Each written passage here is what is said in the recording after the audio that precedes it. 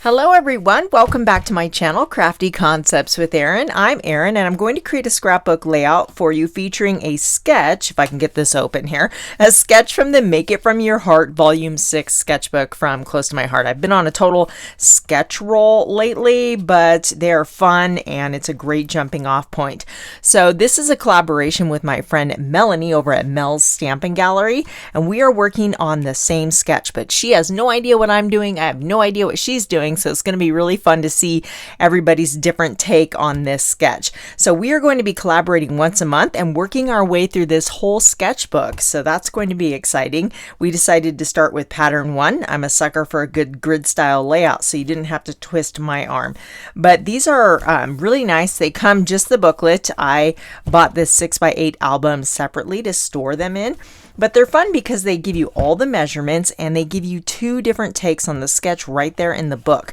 So you'll see here they have, an outdoorsy theme, and then here it's a completely different theme. They've used different papers. The title's in the same spot, but they've showed you how you can change up the embellishments, the papers, and really make it your own. So I am going to be using the Good Life collection. I have these 2 photos of my son Clayton. These were taken many, many years ago, but oh my goodness, he's so cute. Look at him just getting muddy in the backyard. He's got his little T-Rex hands up. He was pretending to be a dinosaur. I remember this very well. And I'm so happy. It's going to be crazy to hear me say this, but I'm so happy that I haven't scrapbooked all of the photos from when they were little, because I really enjoy digging these out, reliving these memories and retelling the stories. And because they're old now, they're 17 and 19. So they're older and they know everything at this stage. So it's so fun to go back and look at these pictures and remember these good times. But you can see in the photos, we've got predominantly Clayton's wearing blue and there's brown. We've got mud everywhere and we've got blues and browns in the Good Life collection. So this is going to work perfectly. This is kind of a farmhouse style collection, but I have seen it used in so many different surprising ways. And so I think it's just kind of a great versatile collection. I know I love it. So if you'll notice, let me grab that sketch. They have 1 photo. They've got 1 square 4x4 photo. I already have 2, and neither one of them are 4x4. We get a 4x6 and a 3x4. So I can already tell you I'm going to be switching it up. Now they have, let's see, there's 2 different pattern papers and then 2 different colored cardstock. So that's kind of a great jumping off point. I have a lot of papers that will work, but I have some other ideas for this paper pack too. So I've narrowed it down. I already kind of decided my paper choices.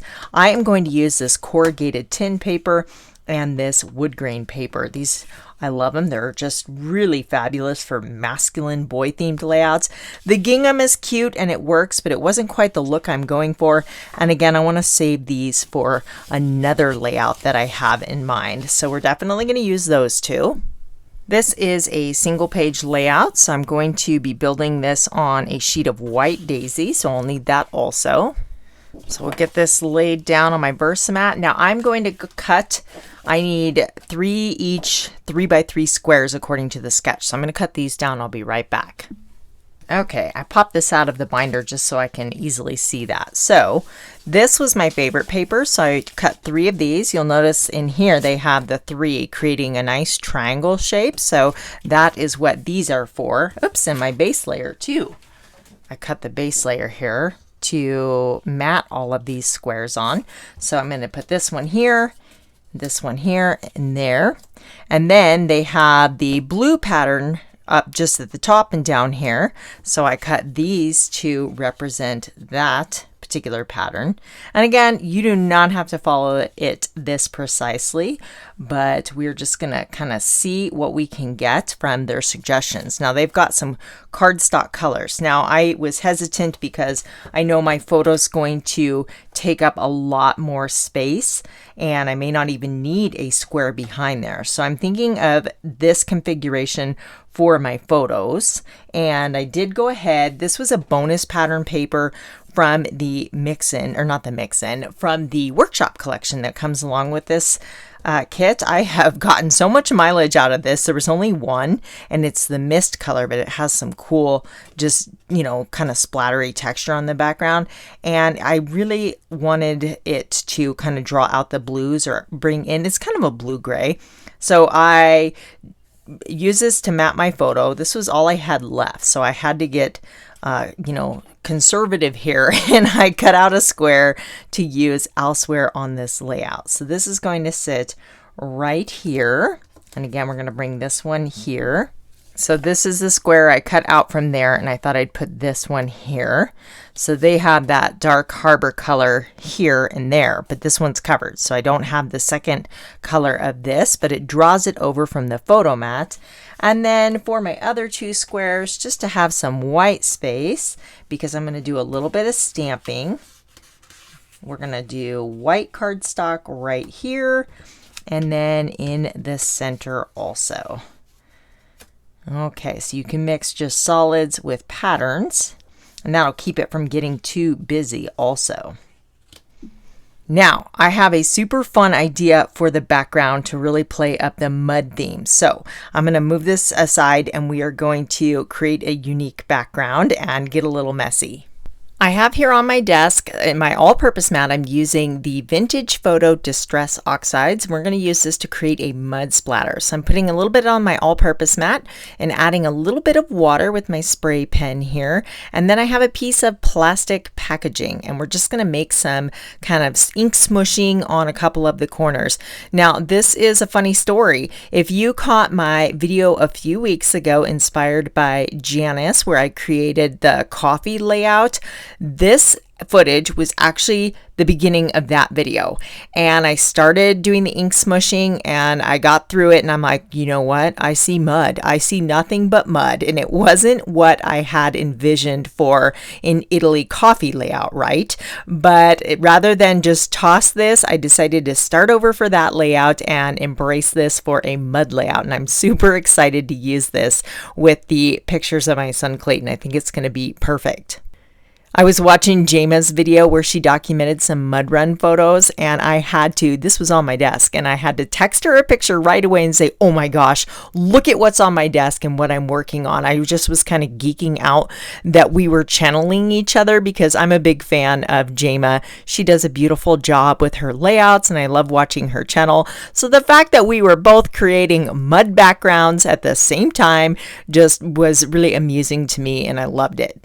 Now that I've created my splatter with my vintage photo, I am adding a little bit of ink blending to the edges just to kind of smooth that out so it's kind of nice and dirty, and then we've just got the mud splatter radiating out from that. And I'll do it on the other side of the layout also. The ink smushing technique, or plastic packaging technique, I've heard it called both, is so easy to do, and you can get mud looks or just interesting backgrounds. I used it for an ocean themed water layout, just changing it to blue. It was awesome. Okay, let's bring in that background and see if it looks as cool as I think it's going to look. We'll set aside that one, bring this in, and then we can just place this right over the top, and oh, that is awesome. We have an instant muddy background, perfect for these muddy mud photos. So if you look at the sketch, they have their embellishments in the corner, kind of, you know, making some corner interest. So in a way, we can say that that mimics that, and they have some embellishments overhanging down in this corner too, creating that diagonal line, which we have done that very thing with our background technique. Now we need a title. So they've got their title right across the center square. I did a little stash diving and found these. These are super old. I don't even know. I've been using Close to My Heart for over 15 years now, so these could be way back. They're called My Boy, and I'm willing to bet someone is going to say in the comments, I have those, because they were really cool. I actually bought several of these, but they were stickers and little chipboard pieces. But there's this Love This Kid, and the color's perfect. It's totally going to match. And then I saw this sticker. This is your happy place, and it matches the blues perfectly in the photos. So they have a little embellishment cluster down here, so I thought I might repeat that, And actually, just to give myself a little more room, I'm going to bump these in just a bit. See, I got ahead of myself and adhered everything down. Normally I dry fit everything and then do that, but we're just going to bump this over just a bit. Give a little bit more room for those embellishments. So I'm thinking this right about there. And then for the title, love this. You know, well, it's going to show up better on this one. So we've got the K, the I, and the D. And we could put those right across the center. We'll center this one. And then space these out evenly on either side. Love this kid. That totally works. And you guys, it makes me so happy to use some of my stash. And how, you know, I'm sure I've had a gazillion layouts that this would have worked for, but you don't think about it, right? Because it's just, you know, you got to dig through your embellishments. I'm actually thinking of doing the same thing that Jama just did to organize hers. I thought that that was a clever idea in the little sticky sheets. What about this little arrow? That might work. We'll put that there for now. Just to make these pop out a little bit better, I've got the Mocha ink, just whatever's left in my little sponge tool here. You could do this with a marker also and go around the edge just to give that a little more definition because I want it to stand out more on that background. I kind of wish that the letters were in black. I was thinking of going over them with a marker, but I'm like, no, it works. It shows up enough. Let's just use it as is. We'll put a little bit on the inside. I need one of those little finger sponge dauber tools. That would make this a lot easier, but this works. And that does. It's subtle, but it does make a nice difference there.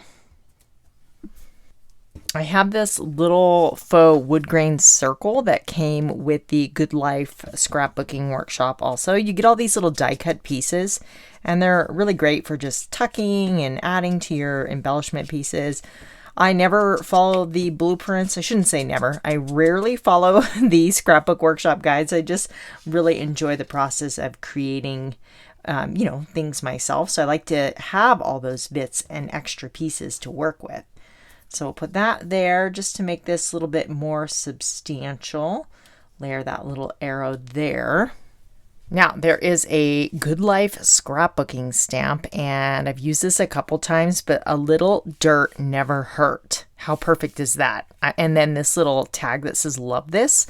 I'm definitely going to use those two elements on here. I feel like this little tag that says love this, that'll be one of those things that you just use all the time. So let's use this one first. And I think I'm going to stamp it right down on the bottom here in this area. I'm actually just going to slip my little foam pad right underneath. Now you'll notice that this is long. So what I'm going to do is, let's see if this will fit. I think it will. Oh yeah, perfect. We'll do a little dirt and then underneath we could say never hurt. Now you could easily separate these because there's a lot of space in between, but I'm just going to keep it intact and mask it off. So it's, you know, either or. When you do cut them apart, they'll go right back together and it doesn't hurt a thing. So that is definitely an option. This is a new stamp, so I'm just going to kind of season this, rub it on my arm to get those oils from manufacturing off, and it'll just take up the ink better. Let's use Harbour ink. I think that'll go nicely. It'll kind of tie in with this embellishment. Got a piece of scratch paper here to practice with. You can tell I just use up a paper until there's nothing left. So let's just make sure this is stamping well. So remember, I'm just going to do a little dirt. Oh yeah, that's stamping beautifully. So we'll ink up that one portion of the stamp. And then put this kind of right about there. Give it a second to soak in. Lift straight up. Perfect. So now we need to make sure this is really, really clean because I don't want to get any ink transfer onto my layout because we're going to use the second half of that. So what I do is stamp it off a whole bunch And then grab my stamp chamois, which is moistened, and then you can just clean that right up and it'll take off any remaining ink. And then do make sure it's dry. If your stamp chamois is super wet, then you can get little water splotches on your project and you don't want that. So now we're just going to ink up the second half and repeat the process. Again, just make sure that is stamping nice and crisp. Ink it up again. And then just looking for random ink on my block because that we don't want that. Do I want to go here? I do. Right there. I like it. I like it. A little dirt never hurt. So cute. Okay, and then I think I'm going to use Mocha ink for the little stamp. So here's my Mocha ink. Let me scoot Harbour out of the way. And I've already used this one, but still I'm always in the habit of just practicing first. And look, it's not taking up. So for some reason, just stamping them a couple times, every single time. And then if you get little like holes, that's because there's an imperfection in my desk. So put that foam underneath or the back side of your VersaMat, and then you'll get a much better image every time. So this one I'm going to die cut out. So I'm going to just stamp that on some piece of scrap white daisy. Now this would be very easy to fussy cut, but since I have the coordinating die, I'll go ahead and die cut that because it has those nice rounded corners. Let me do that real quick. See? Super cute, huh? Love this. And this will just kind of sit right over the photo. This is one of those tiny little stamps that I will probably use so often. I'll go back to that set and grab this little thing because, you know, generally for scrapbooking it's something we love, and it's just a nice little something to add over the top of the photo like that. So I have another stamp set. Let me grab that. I have this stamp set. It's called Let's Play, and I grabbed this because love this boy and just the toys. I knew I had pictures from when they were little that I hadn't finished scrapbooking. Obviously, I found these. So I just grabbed this one for my collection, but it is no longer available. But I stamped the Tonka truck and the bucket, and there's no trucks or buckets in the photo, but it kind of goes along. He's playing in the mud, and he always had dinosaurs in his trucks, and so to me it helps, you know, tell the story of the memory. So I stamped those in intense black ink, and I went ahead and did that ahead of time so I had time to let it dry, and I'm going to color these in. So I selected some markers here. For the bucket, I grabbed both the True Blue shades and the True Blue blend. So these are, you know, in the same color family. So this would be like 6 colors. So we have light, medium, dark, and then light, medium, and dark, but they're both true blue. So it's almost like 6 colors in that one color family. And then brown gray, just to add some accents, because I chose the brown gray because those are the gray tones are more brown rather than cool. And then for the Tonka truck, I thought gold yellow. I thought about coloring the truck kind of gray, keeping it a little bit monochromatic, but his Tonka trucks were yellow, and well, he had some John Deere ones too, but I think that this is going to go well enough with the color palette, and it won't be like introducing a whole another color. Now you'll notice if you look closely at the photos, there's the sun right here kind of shining down on Clayton's cute little blonde hair this way, and on this one it's coming in on his face. So just using that concept of the sun being over here, I'm going to do the same thing for my bucket because I think I'm going to put them down in this corner. So I'm going to have the sun imagining it coming from this way. So my shadows are going to be on this side of the bucket. I'm going to start with the True Blue shades, the very darkest color. And by the time I get over to the right side of the bucket, I will be at the lightest shade of the second marker. Now you don't need to have 6 shades, but since I do, I thought it'd be fun to try. So we're gonna go and just kind of using flick-like motions, dragging in that color from the left-hand side to create that shadow, moving to the medium, extending that color, and then I'm gonna repeat the process. Now I'm jumping over to this one. I've got the darkest shade of the True Blue blends, and then let me color the inside just a bit. Moving to medium here, and you'll notice I'm kind of keeping like a rounded shape because the bucket's round. My friend Laura has actually started a coloring tutorial series over on her channel, Ink and Whimsy. I watched her recent video where she colored some fall apples in this cute little fall apple basket. And there were several different ways to color those apples. Great tutorial. I already learned something from watching that video. In fact, I'm going to leave that linked in the description box below. So if you're interested in coloring tips, then you might want to check out her video. And I know she mentioned it's going to be a series, so I am looking forward to more. Now, I'm not getting super crazy with the shading and everything on this truck, but I am going to put the darkest color kind of underneath the wheel wells and where some of the shade marks are down in this area here, because it would be darker, right? It's shadowed under the wheel wells. And then I'll color the top of the cab the lighter of this gold yellow color. And this is looking great. I think this was a good choice for a Tonka truck. The colors will lighten just a bit as they dry, and they actually look a little bit more blended as they dry also.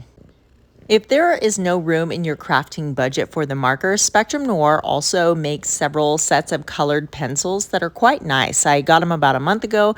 I've been using them to color some of my stamped images, and I do like them. They're great. Can you guys hear that?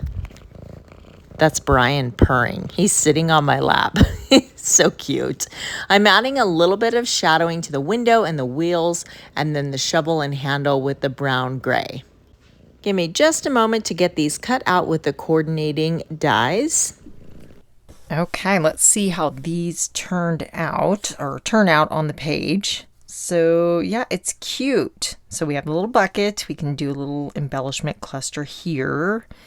And so I do feel like we need to have this kind of goldy yellow somewhere else on the layout. I grabbed the Sundance color because that is very close to the color of that truck, but it's super bright and these are more muted tones. So this is shortbread, and I think that it is the same color tones. So that'll do the trick in just repeating that color elsewhere. And when in doubt, add a tag, my secret weapon. We'll just ink up the edges here, add a little bit of character. We can always stamp some texture on here if we want to, but let's see what it looks like just by itself, maybe up here, just to kind of draw that color up, and that'll kind of add something else to this cute little love this tag too.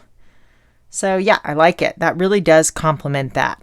I was just watching Melanie's recent video, and she used on her title, she used some eyelets, and I'm like, oh yeah, I have eyelets and the Crocodile tool.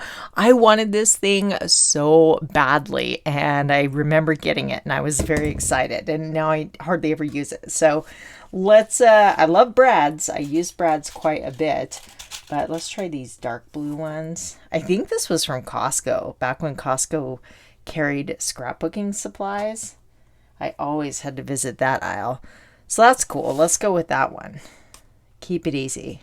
There's kind of the bronzy tones in there too, but let's use the blue because I usually can use the bronzy ones pretty easily. So yeah, this way. I'm like, do I remember how to use this thing? Just give it a squeeze. How many of you have the Crocodile? If you do you still use it? Do you love it? I didn't quite get that far enough down. Maybe I'm doing it wrong. Oh yeah, I was. Like I was a bit rusty. Had to remember. Cute.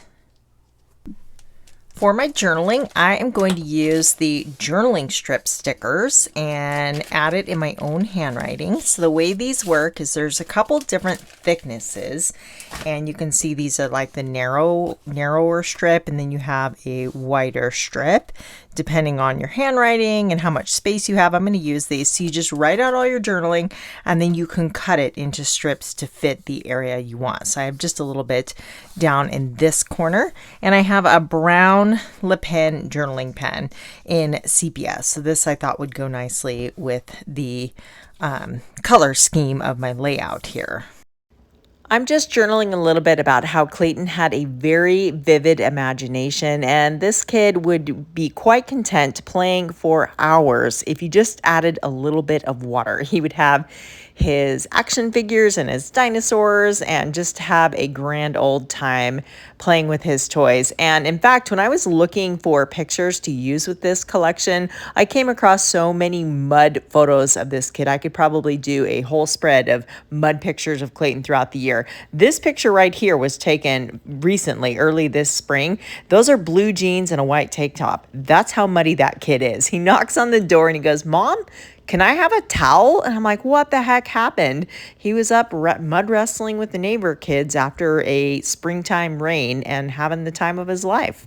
I guess you're never too old to play in the dirt, right? I am using my non-stick microtip scissors to trim these. Now I've written it all out so I can trim them so that they work with my embellishment clusters and they become part of the design. So I generally like to type out my journaling and then cut it into strips, but I thought this was a great layout to incorporate my handwriting, and it's good to do that every so often.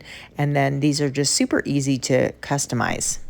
I have this really old stamp set called Ink Blot Flare, and I thought this might look cool kind of splattering out in this little white space here. But rather than struggling, because I already have those glued down, let's just do that on a little piece of paper here, and we can slide it in. So let me just kind of see where that's going to go. Right about here. Actually, I'm going to trim that down. It did not need to be that wide. So let's just stamp this here. See how this looks. Okay, right about there. Kind of just this perfect little mud splatter. And yeah, I think I like it. Let's actually take one of those tiny stamps and put it down in this area. So we have it just one more location on the layout. It's maybe right. Let's go right here. Cute. Okay, I'm going to call it done before I get carried away here. Let's bring that layout back in and just take a look at the comparison. And you know what? This did make it so easy because you're like, okay, I need 3 of these papers and 2 of these and bam, bam, bam. And I changed up the photos, but really it was a great starting point. So again, that's sketch 1 from Make It From Your Heart, volume 6. And yeah, I quite like how that muddy background turned out. So much fun. Don't forget to head on over to Melanie's channel to see what she created with this sketch. And if you are looking for more inspiration for boy layouts, masculine layouts, then watch these videos right here. Thanks for hanging out with me today and have a wonderful day. Bye.